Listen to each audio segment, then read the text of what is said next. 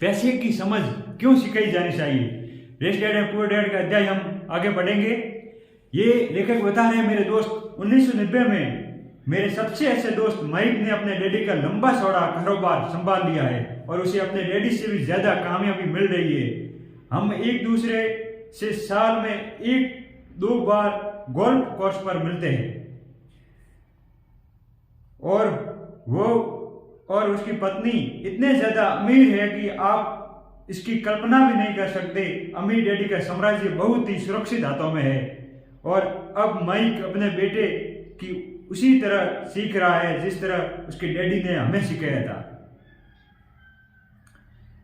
हम पिछले अध्याय में पढ़ा था कि जो रिच डैड है पुअर डैड, ये जो अमीर डैडी है वो माइक के पिताजी को लेखक बोल रहे हैं। मतलब ये बोल रहे हैं कि मेरा दोस्त है जो जिसका नाम माइक है, उसने अपने पिताजी का बिजनेस बहुत ही अच्छी तरीके से उनसे भी ज्यादा संभाल लिया है और वो दोनों बहुत ही अमीर है और वो और उसकी पत्नी, लेखक ये बता रहे। फिर 1994 में मैं 47 साल की उम्र में रिटायर्ड हो गया और मेरी पत्नी किम उस वक्त 37 साल की थी। रिटायरमेंट का ये मतलब नहीं है कि हम काम नहीं करते हैं, आगे काम नहीं करेंगे। इसका मतलब ये है कि जब तक कोई चमत्कार ही न हो जाए, जब तक हम काम करने या न करने के लिए आजाद है। इस कारण यह है कि हमारी दौलत अपने आप बढ़ती रहती है, मुद्रास्फीति की दर से कह ज्यादा तेज रफ्तार से। मुझे लगता है कि आजादी इसी को कहते हैं। हमारी दौलत इतनी ज्यादा है कि अपने आप बढ़ सकती है। एक पेड़ लगाने की तरह आप सालों तक इसे पानी देते हैं और एक दिन इसे अपनी जरूरत नहीं रह जाती है। इसकी जड़ें जमीन में काफी गहराई तक पहुंच जाती है। इसके बाद पेड़ अपने सुख के लिए साया और फल देता है।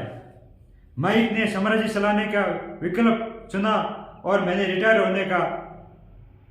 जब भी मैं लोगों से बातें करता हूं और वे अक्सर मुझसे सलाह मांगते हैं कि उन्हें क्या करना चाहिए, शुरुआत कहाँ से और कैसे की जाए, आपकी नज़र में कौन सी पुस्तक अच्छी रहेगी, आप अपने बच्चों को ये सब कैसे सिखाए, कामयाबी का रहस्य क्या है और मैं किस तरह करोड़ों रुपए कमा सकता हूं। ऐसे वक्त मुझे हमेशा एक लेख की याद आती है जो याद दिया जा रहा है, जो बता रहे हैं कि पैसे कैसे कमाने हैं, क्या करना है, सब इसमें लिखा हुआ है।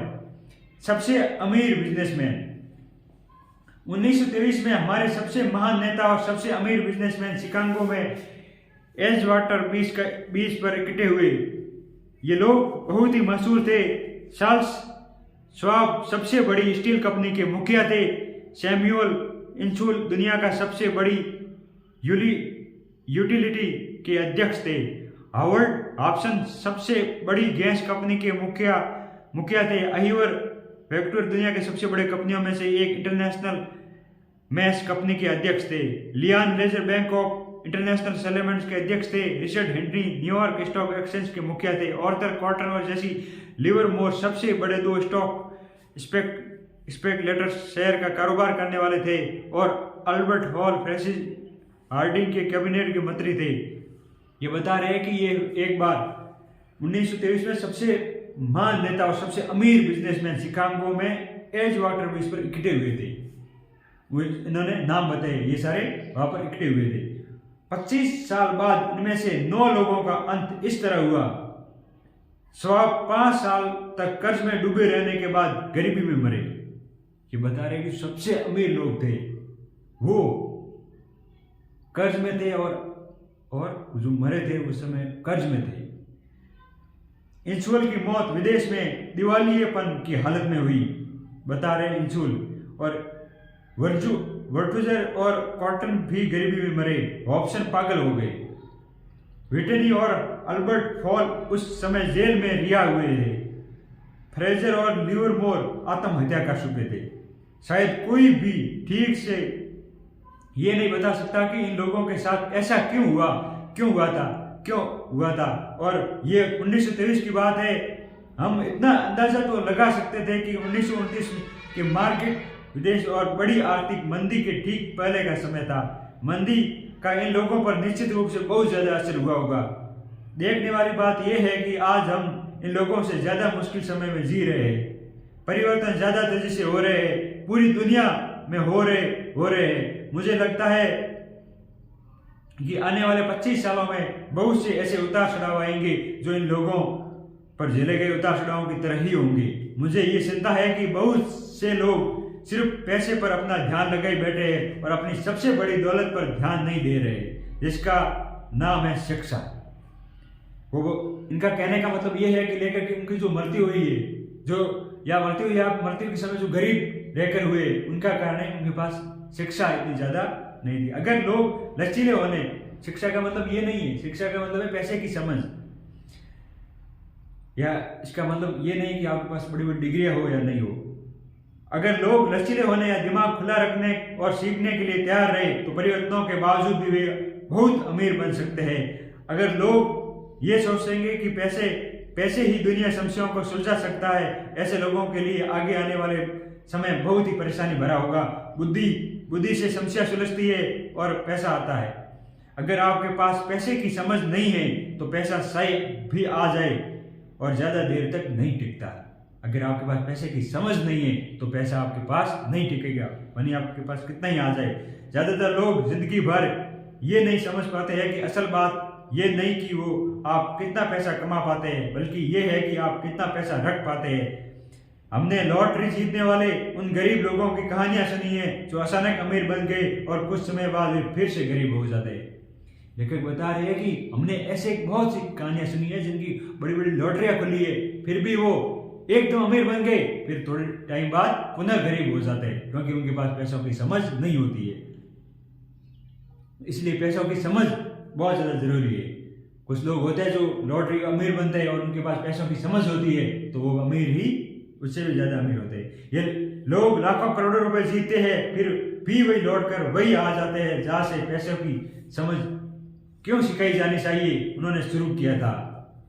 आपने उन व्यावसायिक एथलीट्स की कहानी भी पढ़ी होगी जो 24 साल की उम्र में हर साल करोड़ों डॉलर कमाते हैं और 34 साल की उम्र में उन्हें पुल के नीचे सोना पड़ता है।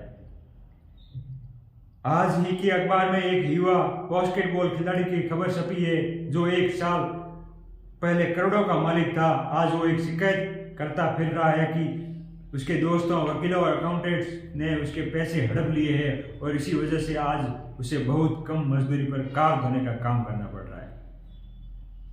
वो सिर्फ 29 साल का है, उसे कार धोने के काम से भी निकाल दिया गया है। इसकी वजह यह थी कि उसने कार साफ करते समय अपनी चैंपियनशिप रिंग उतारने से मना कर दिया और इसलिए उसकी खबर अखबार में छप गई। वो अपने निकालने जाने का विरोध कर रहा है और ये कहना है कि ये भेदभाव है। अंगूठी ही उसकी मान जिंदगी की इकलौती निशानी है। उसका कहना है कि अगर आप उसकी अंगूठी को उतरवा लेंगे तो उसे पास जिंदा रहने का कोई सहारा नहीं बचेगा और वो मर जाएगा। 1997 में ऐसे ही बहुत से लोगों को जानता हूं जो नए नए करोड़पति बन रहे हैं। एक बार फिर वो 1920 के उस साल वाले दशक को याद दिला देते हैं। हालांकि मैं खुश हूं कि इतने ज्यादा लोग अमीर बनते जा रहे हैं, परंतु मैं उन्हें चेतावनी देना चाहता हूं कि लंबे समय में ये महत्वपूर्ण नहीं है कि आपने कितना पैसा कमाया, बल्कि महत्वपूर्ण ये है कि आपने कितना पैसा रखा है और आपने कितनी पीढ़ियों तक उस पैसे को सहेजा है। जब लोग मुझसे पूछते हैं कि हम किस तरह शुरू करें या मुझे बताएं कि जल्दी से अमीर कैसे बना जा सकता है, तो मेरे जवाब में बहुत ही निराश होते हैं। जब मेरे जवाब से बहुत ही निराश होते हैं, मैं उनको सिर्फ यही कहता हूं कि अमीर डैडी ने मुझसे बचपन में कहा था, अगर तुम अमीर बनना चाहते हो तो तुम्हारे पास पैसों की समझ होनी चाहिए। जब भी अमीर डैडी से मिलता था तो ये विचार मेरे दिमाग में हर बार ठोका जाता था। जैसे मैंने कहा, पढ़े लिखे डैडी हमेशा किताबें पढ़ने के फायदे बताते रहते थे। दूसरी तरफ मेरे अमीर डैडी वित्तीय साक्षरता या पैसे की समझ विकसित करने पर जोर देते थे। ये बता रहे हैं कि जब मेरे अमीर डैडी है वो हमेशा ये बोलते थे पैसों की समझ कैसे की जाए, कैसे और पैसों की समझ बढ़ाई जाए, बल्कि जो मेरे गरीब डैडी थे वो हमेशा मुझे सलाह देते थे कि अच्छी से अच्छी बुक पढ़ो, आपका नॉलेज और ज्यादा बढ़ेगा।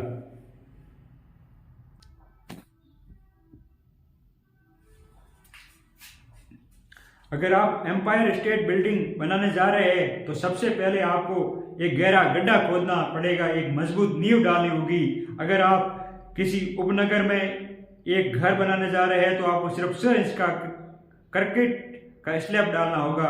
ज्यादातर लोग अमीर बनने के चक्कर में 100 इंच के स्लैब पर एम्पायर स्टेट बिल्डिंग खड़ी करना चाहते हैं। ये बहुत ही बड़ी बात है। अगर आप एम्पायर स्टेट बिल्डिंग बनाने जा रहे हैं तो सबसे पहले आपको एक गहरा गड्ढा खोदना पड़ेगा और एक मजबूत नींव डालनी होगी। अगर आप किसी उपनगर में एक घर बनाने जा रहे हैं, किसी उपनगर में यदि आप घर बनाने जा रहे हैं नया, तो आपको सिर्फ 100 इंच का क्रिकेट का स्लैब डालना होगा। ज्यादातर लोग अमीर बनने के चक्कर में 100 इंच के स्लैब के एम्पायर स्टेट बिल्डिंग खड़ी करना चाहते हैं। क्या करते हैं? 100 इंच के स्लैब पर एम्पायर बिल्डिंग खड़ा करना चाहते हैं। आजकल यो ऐसा कर रहे हैं, ये बता रहे हैं लेखक। हमारा स्कूल सिस्टम उस जमाने का है जब खेती किसानों की अर्थव्यवस्था पर आधार थी।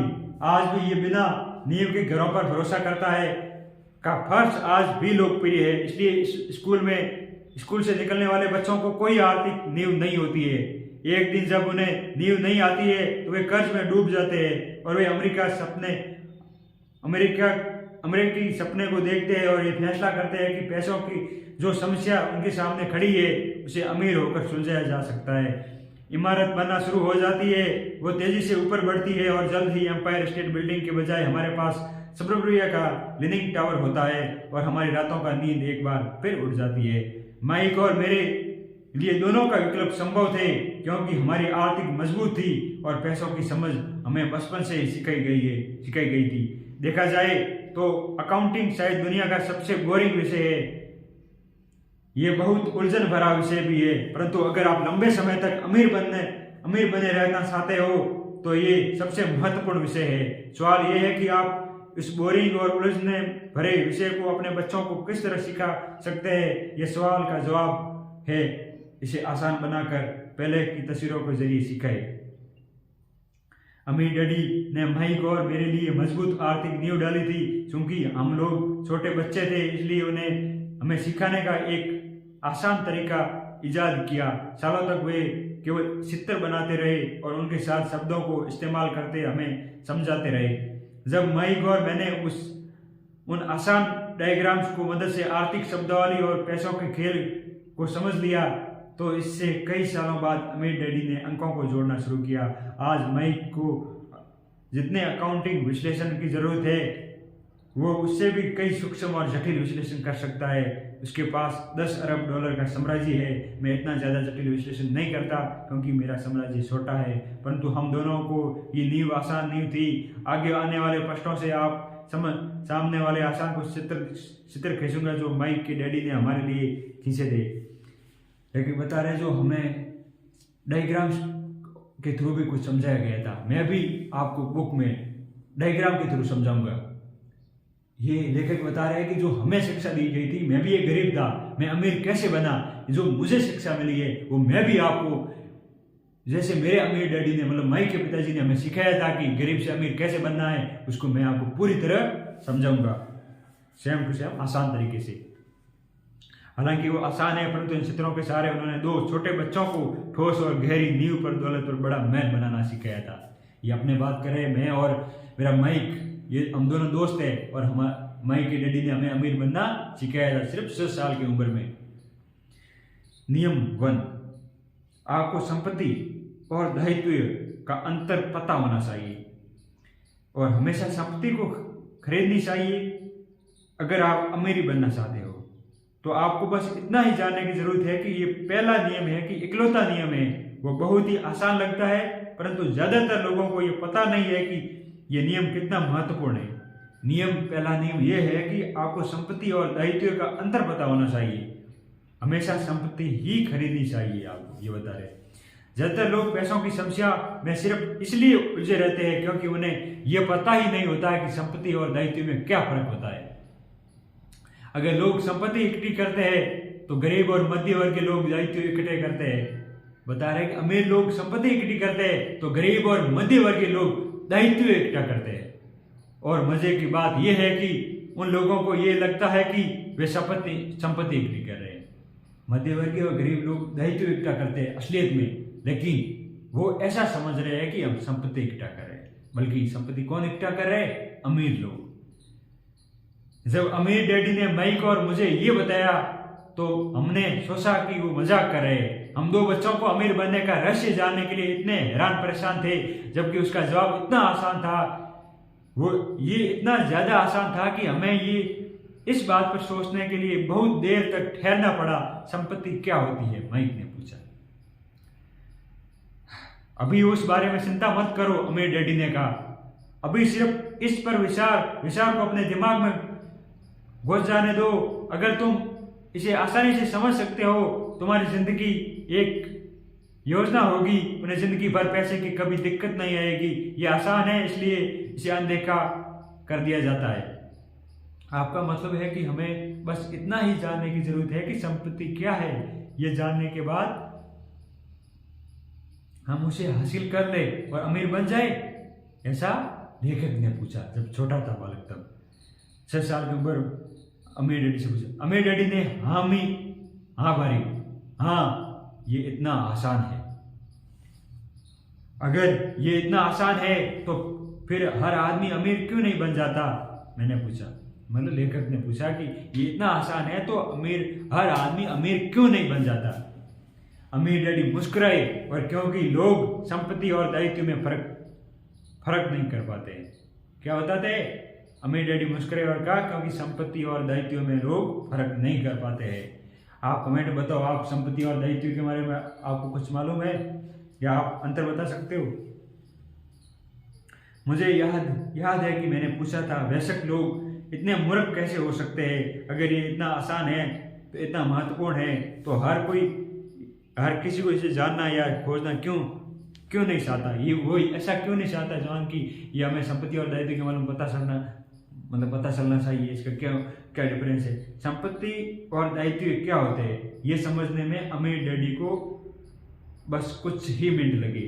बड़े लोगों को ये नियम समझाने में बहुत ही कठिनाई होती है। क्यों? क्योंकि बड़े लोग ज़्यादा स्मार्ट होते हैं। मैंने अक्सर देखा है कि ज़्यादातर लोग आसान विचारों को नहीं समझ पाते। इसका कारण ये है कि उनकी शिक्षा अलग तरह से हुई है। दूसरे प्रोफेशनल ने पढ़ाया है कि वो bankers, accountants, real estate project agents, financial planners इत्यादि। ज़्यादातर बड़े लोग सामने मुश्किल ये होती है कि उन्हें बहुत कुछ भूलना पड़ता है और एक बार फिर से बच्चा बनना पड़ता है। एक समझदार वयस्क को अक्सर ऐसा लगता है कि वो आसान परिभाषाओं को ध्यान देना मूर्खता है। अमीर डैडी किस सिद्धांत में यकीन करते थे? Keep it smiling stupid. मूर्ख इसे आसानी ही रहने दो। मूर्ख इसे आसान ही रहने दो। क्या है? मतलब मूर्ख के बाद में अल्पविराम, इसे आसान ही रहने दो। इसे आसान ही रहने दो, इसका एक वाक्य था। इसलिए वे हमें 2 छोटे बच्चों के सबक को आसान बनाते थे और इस तरह उन्होंने हमारे पैसे की नींव और ज्यादा मजबूत बना दिया।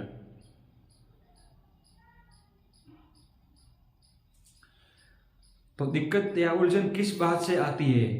इतनी आसान चीज किस तरह कठिन बन जाती है? कोई ऐसी संपत्ति क्यों खरीदता है जो असल में दायित्व होती है?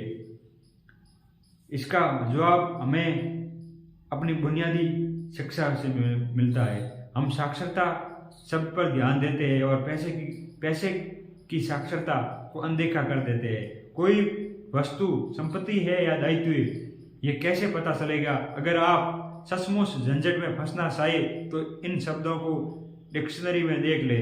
मैं जानता हूं कि यदि दी हुई परिभाषा किसी अकाउंटेंट को अच्छी लगती होगी, परंतु दिक्कत यह है कि आम आदमी उन्हें पूरी तरह से नहीं समझ पाता है।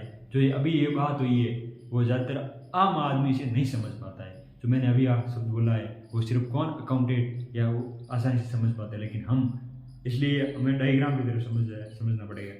कोई चीज़ समझ में नहीं आ रही है। छोटे बच्चों को समझाते समय अमीर डैडी ने एक बार कहा था, संपत्ति को शब्दों को नहीं अंकों के द्वारा पढ़ा जाता है, और अगर आप अंकों को नहीं पढ़ सकते तो संपत्ति और जमीन में खुदे गड्ढे में कोई फर्क महसूस नहीं होगा। अकाउंटेंट में एक अंक महत्वपूर्ण नहीं है। महत्वपूर्ण तो वो बात है कि जो अंक आपको बता रहे हैं ये शब्दों की तरह है।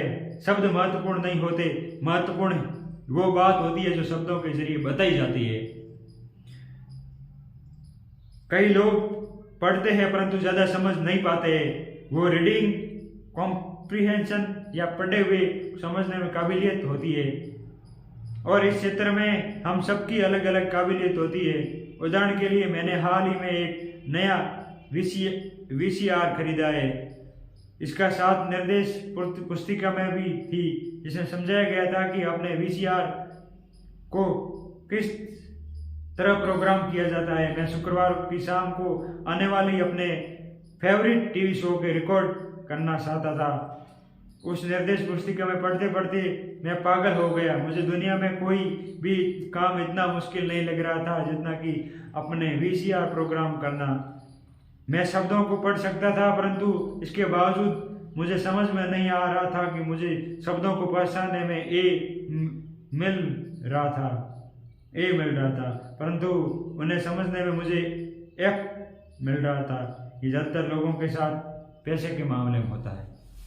अगर आप अमीर बनना चाहते हैं तो आपको अंकों में पढ़ना और उन्हें समझना आना चाहिए। मैंने अपने अमीर डैडी से यह बात हजारों बार सुनी, और मैंने ये भी सुना कि अमीर लोग संपत्ति इकट्ठी करते हैं जबकि गरीब और मध्यवर्गीय लोग दायित्व इकट्ठा करते हैं। या ये बताया जा रहा है कि संपत्ति और दायित्व में क्या फ़र्क होता है। ज़्यादातर अकाउंटेंट्स और फाइनेंशियल प्रोफेशनल परिभाषाओं पर आपस में सहमत नहीं होते हैं, परंतु ये आसान चित्र रेखांकित दो बच्चों के लिए मजबूत वित्तीय नींव डालने में बड़े काम आए हैं। बहुत छोटे बच्चों को सिखाने के हिसाब से अमीर डैडी ने हर चीज़ को बहुत आसान बनाए रखा, और जहाँ तक बंद पड़ा चित्र और रेखांकित प्रयोग ज़्यादा किया है। शब्दों का उपयोग कम से कम किया है। अंकों का कोई भी वर्षों का इस्तेमाल नहीं किया है। अंकों का तो कोई कई वर्षों तक इस्तेमाल नहीं किया है। ये एक संपत्ति का कैश फ्लो पैटर्न का है। अभी ये पैटर्न अभी बना रहा हूँ मैं, जो अमीर डैडी और रिच डैडी ने पैटर्न बनाया था, जिस चित्र के द्वारा समझाया था लेखक को और माई को, वो आप कैसे मतलब संपत्ति और दायित्व में अंतर होता है, वो एक पैटर्न के द्वारा समझना होगा।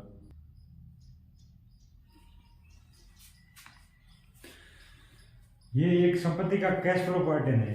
ये एक संपत्ति का कैश फ्लो पैटर्न है, इसे हम समझेंगे। ऊपर दिए हुए बॉक्स को हम इनकम स्टेटमेंट है, जिसे अक्सर लाभ या हानि का स्टेटमेंट भी कहा जाता है। जो ये ऊपर वाला है इसे हम क्या बोलेंगे?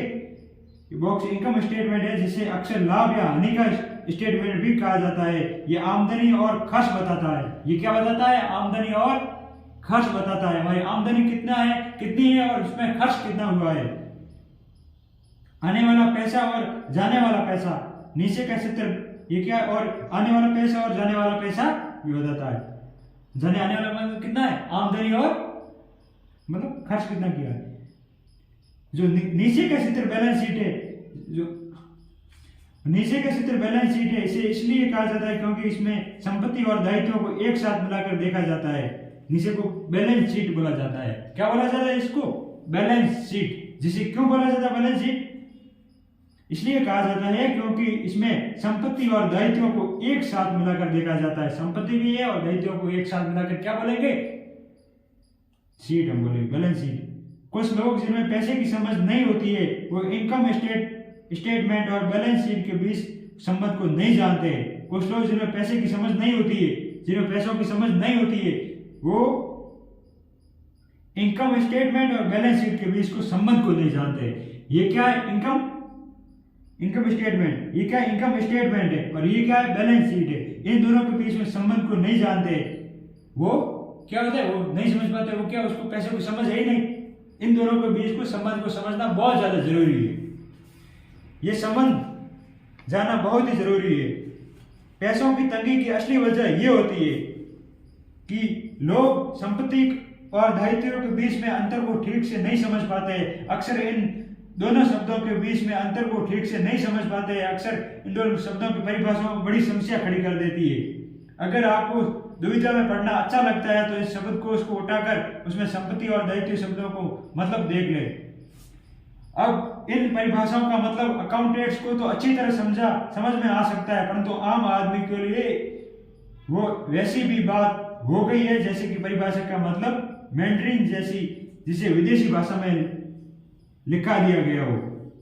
आप परिभाषा में लिखे हुए शब्दों को तो पढ़ सकते हैं, परंतु उन्हें अच्छी तरह समझना कठिन है। इसलिए जैसा हमने पहले कहा था, मेरे अमीर डैडी ने हमेशा दोनों छोटे बच्चों को आसान परिभाषा सिखाई है। संपत्ति वो होती है, क्या होती है, अब देखना, अगर आपको समझ में नहीं है, देखो, संपत्ति वो होती है जो आपकी जेब में पैसा डालती है।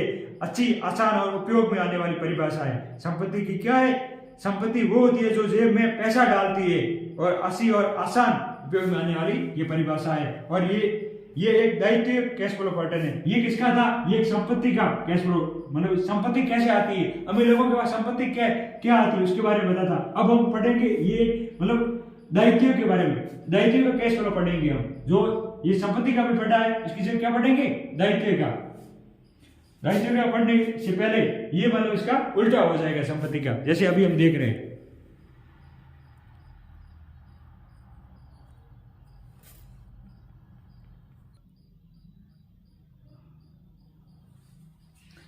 ये एक दायित्व का कैश फ्लो। अभी हमने क्या पढ़ा था, संपत्ति का कैश फ्लो। अब दायित्व में क्या होता है, तो संपत्ति में क्या होता है कि पैसे जो थे वो जैसे वो वापस मतलब आय के पास आते थे। यहाँ पर संपत्ति था या दायित्व था। जब संपत्ति का कैश फ्लो क्या था, संपत्ति से डायरेक्ट पैसे आकर यहाँ पर आय में इकट्ठे हो जाते थे। लेकिन दायित्व में क्या हो रहा है, जैसे ही ये दायित्व में पैसे आए से वापस जेब से निकल गए। दायित्व का मतलब और संपत्ति का मतलब आप समझ गए होंगे। यदि आप जो लेखक बता रहे, यदि आप संपत्ति और दायित्व का दोनों का अंतर डिफरेंस है, यदि आपने पैसा लिया, यदि आपने संपत्ति और दायित्व का डिफरेंस यदि आपने समझ लिया, तो आप अमीर और पैसों की समझ आप में आ जाएगी। कैसे, जो संपत्ति होती है वो डायरेक्ट आय मतलब इकट्ठी होती है, वो जेब में रहती है, ठीक है। जो दायित्व होता है वो जेब में पैसे आकर वापस चले जाते हैं। जैसे चूंकि संपत्ति और दायित्व चित्रों द्वारा समझाया गया है, इसलिए शब्दों को परिभाषाओं को समझना ज्यादा आसान होगा। परिभाषाओं को समझना ज्यादा आसान होगा। चित्रों को समझा दिया है, लेकिन जो परिभाषा है, संपत्ति वो चीज है जो मेरी जेब में पैसे डालती है, दायित्व वो चीज है जो मेरी जेब से पैसे निकलवाती है। समझे आप, दायित्व और संपत्ति का मतलब आसानी समझ में आ गया होगा। संपत्ति का मतलब क्या होता है, जो पैसे हमारी जेब से, संपत्ति का मतलब जो हमारे पैसे जेब में आते हैं, जबकि दायित्व का मतलब हमारी जेब से पैसे निकलवाते हैं। वास्तव में आपको इतना जानने की जरूरत है कि अगर आप अमीर बनना चाहते हैं तो आप जिंदगी में संपत्ति खरीदते रहिए। अगर आप गरीब या मध्यवर्गीय आम आदमी मतलब क्या होता है, मध्यम वर्गीय, यदि आपको मध्यम वर्गीय बनना है तो क्या है, वर्गीय आदमी बनना चाहते हैं तो आप दायित्व खरीदते रहिए। यदि आपको मध्यम वर्गीय लोग बनना है तो दायित्व को खरीदते रहिए, जबकि यदि आपको अमीर आदमी बनना है तो आप हमेशा संपत्ति को खरीदते रहिए। इनके बीच के फर्क को जानने के ज्यादातर लोग जीवन भर पैसे की तंगी में परेशान रहते हैं। पैसों के लिए आदमी इसलिए परेशान होता रहता है क्योंकि वो न तो शब्दों को समझ पाता है, न ही अंकों को। जिन लोगों के सामने पैसे की मुश्किलें आ रखी है, उन्हें ये समझ लेना चाहिए कि शब्दों या अंकों में ऐसा कुछ है जिसे पढ़ नहीं पा रहे, कोई चीज ठीक से उनकी समझ में नहीं आ रही है। अमीर लोग इसलिए अमीर रहते हैं क्योंकि इस मामले में वे पैसों की तंगी से परेशान होने ज्यादातर समझदार होते हैं। अगर आप अमीर बनना चाहते हैं और अपनी दौलत को बनाए रखना चाहते हैं तो पैसों की साक्षरता और समझदारी महत्वपूर्ण है, शब्दों को और अंकों में भी। चित्रों में जो तीर लगे हुए हैं वो पैसों के भाव यानी कैश फ्लो को बताते हैं। जो पैसों का भाव है ये तीर है, जैसे आया जेब से वापस इधर बाहर निकल गया। संपत्ति में क्या था, यदि हम संपत्ति का पढ़े तो संपत्ति में यह था, जो ये इसका तीर बता रहा, संपत्ति सीधी डायरेक्ट इधर आ रही है, मतलब जेब के अंदर आ रही है। ये आप मानो कि जेब है, ये आय है, ये पैसे ये आपकी दोनों जेब है। यदि आप दायित्व खरीदोगे तो जेब से वापस चला जाएगा, यदि आप संपत्ति खरीदोगे तो आपके पास आएगा जेब में, यानी जेब में पैसा आएगा।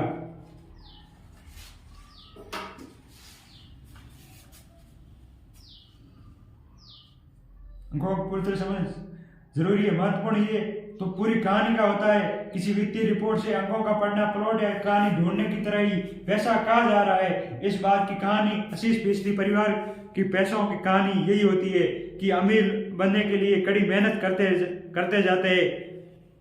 इस कारण ये नहीं है कि पैसे नहीं कमाते, असली कारण ये है कि वे जिंदगी भर संपत्ति की जगह दायित्व खरीदते रहते हैं। कुछ लोग हैं जो बहुत मेहनत करते हैं बल्कि वो सिर्फ दायित्व खरीदते हैं। उदाहरण के तौर पर ये गरीब आदमी का घर पर रहने वाले नौजवान का कैश फ्लो पैटर्न है। उदाहरण अभी आपको कैश फ्लो बताएंगे पैटर्न जो इस तरह और भी है। उदाहरण के तौर पर गरीब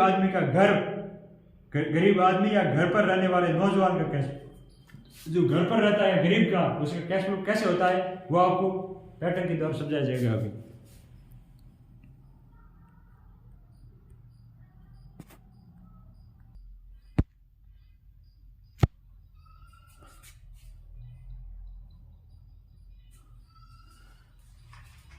जैसे उदाहरण के तौर पर एक गरीब आदमी या घर पर रहने वाले नौजवान का कैश फ्लो पैटर्न है कि जब ये रोजगार पैसा आता है वो आए जेब में आती है, जेब में आते ही उसका टैक्स है, ये पूरा पैटर्न। इसमें क्या है, ये टैक्स है, ये भोजन का किराया है, उसमें आधा व्यवस्थित हो जाता है, आधा कपड़े या मनोरंजन की यात्रा में चला जाता है। मतलब जैसे ही पैसा आया उसकी जेब में, जैसे ही पैसा आया वो उसने क्या किया, या उस गरीब जो भी मतलब काम करता है उसने सारा टैक्स और भोजन में दे दिया और पूरे पैसे इसमें कपड़े, मनोरंजन, यात्रा या टैक्स, भोजन, किराया और व्यय में पूरा खर्च हो जाता है।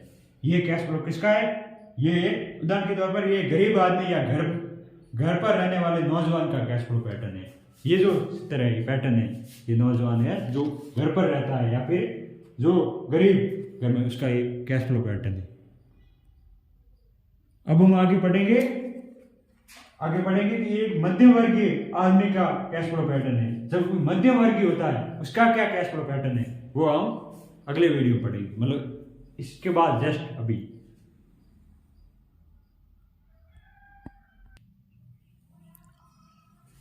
तो मध्यम वर्गीय आदमी का कैश फ्लो पैटर्न पढ़ेंगे, मतलब कैसे होता है उनका। देखो ये सबसे पहले आपको ये रखना है, जो ऊपर वाला दो है, सबसे पहले ऊपर वाला आय है जो जिसमें पैसे हमारे जेब में, जिसमें व्यय मतलब खर्च होता है। नीचे वाला क्या है, खर्च है। मैंने पिछले जस्ट इसके अगले मेरे हिसाब से हमने क्या लिखा था, आय लिखा था।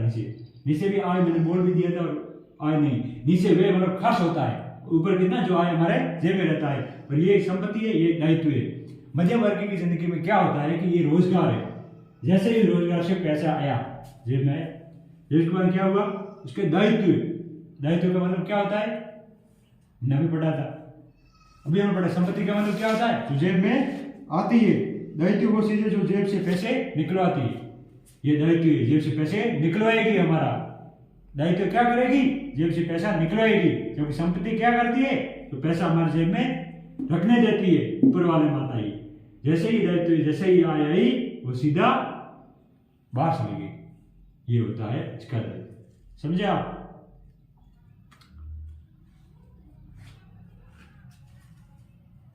और अब हम रोजगार देखेंगे। ये रोजगार, आय और तनख्वाह,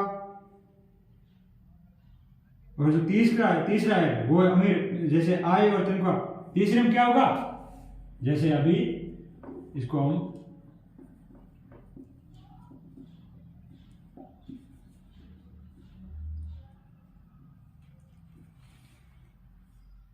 जैसे ये रोजगार पढ़ा, अमीर देखो आप, ये भी पैटर्न है। इतने दिन अभी हमने ये पैटर्न पढ़ा था। दोनों में डिफरेंस बताओ आप। जैसे ये भी कुछ नहीं, आप ये बताओ ये आय है या तनख्वाह है।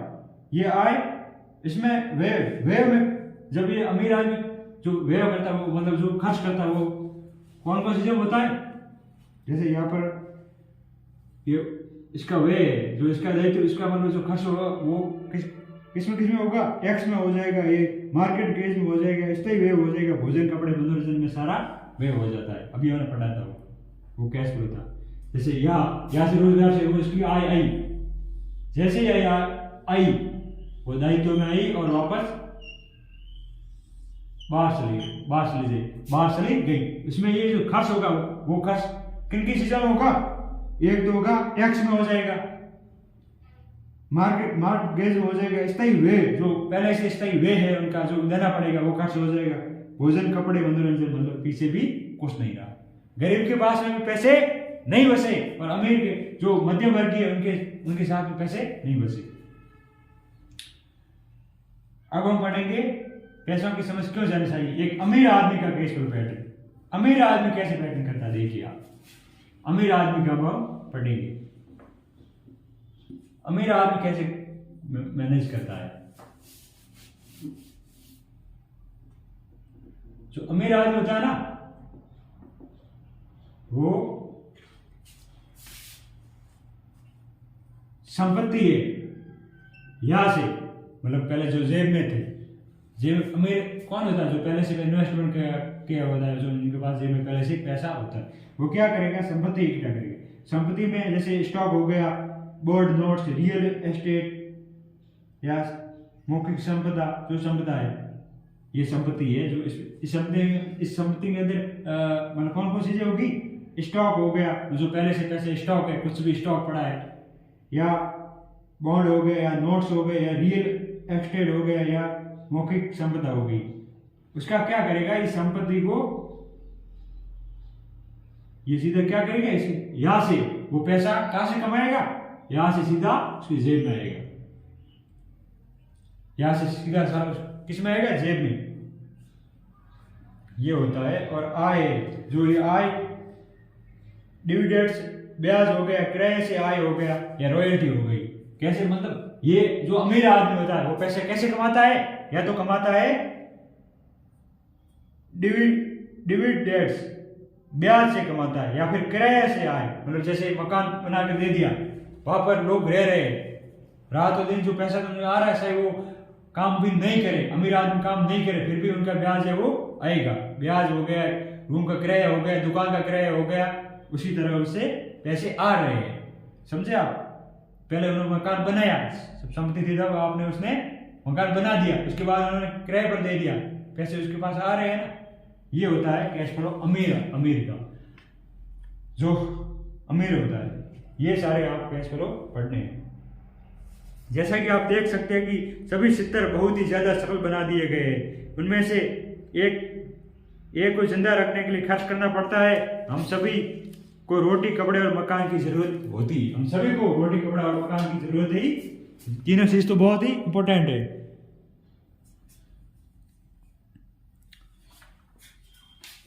मध्यवर्गीय अमीर आदमी की जिंदगियों में पैसा किस तरह आता जाता है, कैश फ्लो पूरी कहानी बता देता है। जो हमने अभी पढ़ी है, ये पूरी कहानी पैसे कैसा आता है, पैसा किस तरह काम करता है, पैसा किस तरह आता है, कहानी बता देता है। इस कहानी में ये बताया जाता है कि वो आदमी अपने पैसों को किस तरह इस्तेमाल करता है। एक बार पैसा हाथ में आ जाने के बाद उस पैसे को क्या करता है। मैंने अपनी कहानी अमेरिका के सबसे अमीर व्यक्तियों से इसलिए शुरू की ताकि मैं ये बता सकूं कि इतने सारे लोगों को की सोच में कहाँ गलती होती है। गलती ये होती है कि वो मानते हैं कि पैसों की सारी समस्या सुलझ जाती है। इसलिए जब लोग मुझसे फटाफट अमीर बनने के नुस्खे पूछते हैं तो मैं कांप जाता हूँ। ये बात उन्हें कहा शुरू करना चाहिए। वे अक्सर सुनता हूँ, मैं कर्ज में हूँ इसलिए मुझे और ज्यादा पैसे कमाने चाहिए, ऐसा मुझसे लोग पूछते हैं। ऐसा लेखक का, परंतु जब ये देखने आया कि ज्यादा पैसों की समस्या नहीं सुलझती, सच में कहा जाए तो इससे समस्या ज्यादा बढ़ जाती है। पैसा हमारी इंसानी कमजोरी को अक्सर ज्यादा उभार देता है। पैसा अक्सर हमारे ऐसे पहलू पर रोशनी डालता है जिससे बारे में हम अनजान रहते हैं। इसलिए अगर किसी आदमी को अचानक बहुत सी दौलत मिल जाए, जैसे पैर तक संपत्ति, तनख्वाह में भारी बढ़ोतरी या उसकी लॉटरी लग जाए, तो पैसा मिलने में कुछ समय बाद वो अपने पुराने हाल में पहुंच जाता है। और कई बार ऐसे उससे भी बुरे हाल में। ऐसा क्यों होता है? जब कोई किसी को पैर तक संपत्ति मिल जाती है, जैसे उनके पिताजी की संपत्ति मिल जाती है, या फिर वो क्या करता है कि उसको लॉटरी मिल जाती है, या फिर अचानक उसकी तनख्वाह में बढ़ोतरी हो जाती है, तो वो वापस गरीब बन जाता है। जो जिस लेवल पे अब है, उसकी लॉटरी लगी, उससे भी कुछ टाइम बाद बुरे हाल में आ जाता है, क्योंकि उसके पास पैसों की समझ नहीं होती है। पैसा इन्वेस्टमेंट क्या करना है, क्या करना है,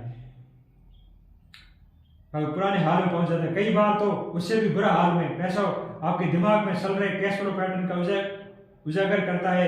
ये एक पैटर्न ऐसा है कि आप अपनी पूरी कहानी खर्च करती है। इस बात की बहुत ही संभावना है कि आप आमदनी बढ़ेगी, आपका खर्च अपने आप बढ़ जाएगा, आपका खर्च अपने आप बढ़ जाएगा। इसलिए ये कहावत सही है, मूर्ख और उससे पैसे से शानदार दावतें होती है। मूर्ख और उसके पैसों से शानदार दावतें होती है। मैंने कई बार कहा है कि हमें स्कूल इसलिए जाते हैं ताकि हम शैक्षणिक और व्यावसायिक काबिलियत को हासिल कर सके। निश्चित रूप से ये दोनों बहुत ही महत्वपूर्ण है। हमारी व्यावसायिक काबिलियत के कारण ही हम पैसा बनाना सीखते हैं। 1960 के दशक में जब हम हाई स्कूल में था तो ये माना जाता था कि अगर कोई पढ़ने लिखने में अच्छा है तो वो एक होनहार विद्यार्थी आगे जाकर डॉक्टर बनेगा। अक्सर उस बच्चे से ये नहीं पूछा जाता था कि क्या वो डॉक्टर बनना चाहेगा। ये मान लिया जाता था कि इस कारण से ये था और इसे धंधे में सबसे ज्यादा पैसा नजर आता है। आज डॉक्टर के सामने पैसों की बहुत से संकट है जो भगवान न करे किसी और के सामने हो। बीमा कंपनियों या व्यवसाय में काबू किए है, सरकार भी दखल दे रही है और अदालतों के मुआवजे में केस के दायरे हो रहे हैं इत्यादि। आज बच्चे बास्केटबॉल स्टार बनना चाहते हैं, टाइगर वुड्स की तरह गोल्फर बनना चाहते हैं, कंप्यूटर विशेषज्ञ बनना चाहते हैं, movie star, stock star, beauty queen या वॉल स्ट्रीट ट्रेडर बनना चाहते हैं। इसलिए क्योंकि अब दौलत, शोहरत और इज्जत नहीं इन्हीं जगहों पर है। इस कारण स्कूल के बच्चों में अच्छा पढ़ने के लिए प्रेरित करना मुश्किल हो गया है। वे जानते हैं कि व्यावसायिक सफलता का शैक्षणिक सफलता का कोई सीधा संबंध नहीं है जैसा कभी हुआ करता था, क्योंकि विद्यार्थियों में स्कूल छोड़ते समय पैसों की कोई समझ नहीं होती है। इसलिए करोड़ों पढ़े लिखे लोग अपने कारोबार में तो सफल हो जाते हैं परंतु वे पैसों की तंगी में जूझते रहते हैं। वे और ज़्यादा मेहनत करते हैं परंतु अपनी समस्याओं में जीत नहीं पाते हैं। उनकी शिक्षा में कमी यही नहीं है कि उन्हें पैसा कमाना नहीं सिखाया गया, बल्कि यह है कि उन्हें पैसा खर्च करने का तरीका नहीं सिखाया गया है। पैसा बनाने के बाद उसका किस तरह इस्तेमाल किया जाए और उसे किस तरह संभाला जाए, इसे पैसे की समझ कहते हैं। पैसा इस बार रोका जाए और अपने पैसों की कड़ी मेहनत कैसे करवाई जाए। ज़्यादातर लोग ये नहीं, क्योंकि उन्हें कैश फ्लो की समझ नहीं होती है।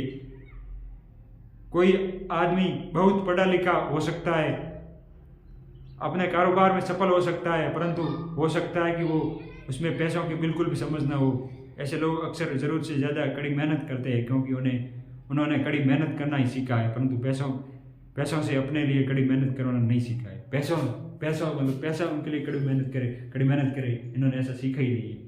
ये कहानी बताती है कि पैसे का सुख भरा सपना किस तरह दुख भरे सपनों में बदल जाता है। ये कहानी बताते हैं कि पैसों का सुख भरा सपना किस तरह दुख भरे सपनों में बदल जाता है।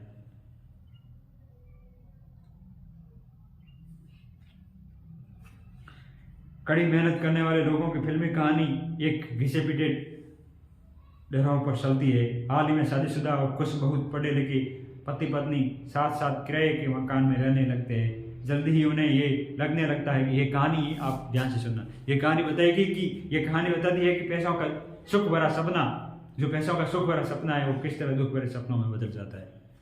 या फिर ये कहानी हम नेक्स्ट वीडियो में पढ़ेंगे। जस्ट इसके बाद में यदि आपको ये कहानी समझ में आया है कुछ कैश फ्लो, मैं अभी आपको शॉर्ट में ये जो अवे का और आय का थोड़ा आपका कन्फ्यूजन हो गया था, उसको भी सॉल्व करेंगे और मैं शॉर्ट वीडियो में आएगा। और नेक्स्ट वीडियो में बने रहे। आपका बहुत बहुत धन्यवाद और वीडियो को लाइक शेयर और सब्सक्राइब जरूर करें चैनल को।